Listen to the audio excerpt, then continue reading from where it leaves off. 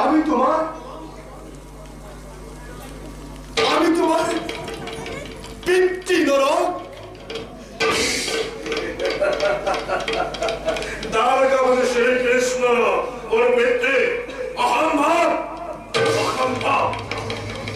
পরাগরূপী নারায়ণ মোর পিতৃ ভাতৃবর বসুন্ধরা। তুমি তো ভগবান বিষ্ণুর অন্নবতারে কৃষ্ণ কৃষ্ণ আহা মোর ঘরে যুদ্ধ করা। নরক একই উদ্দেশ্য তোমার হেতু করে তোমার এই আখরি কথা তুমি ত্যাগ করো আর যত মানে হিমাত্রী প্রলেখন করা হরণ করে আনি থৈছা রমণী অবিলম্বে মুক্ত করা, নহলে তোমার পতন অনিবার্য না।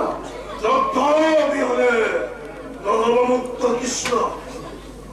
বেশ বেশ কথা নরক, লড়ময় এই উদারক্ষণ স্বপ্ন যুদ্ধের বাবে তয়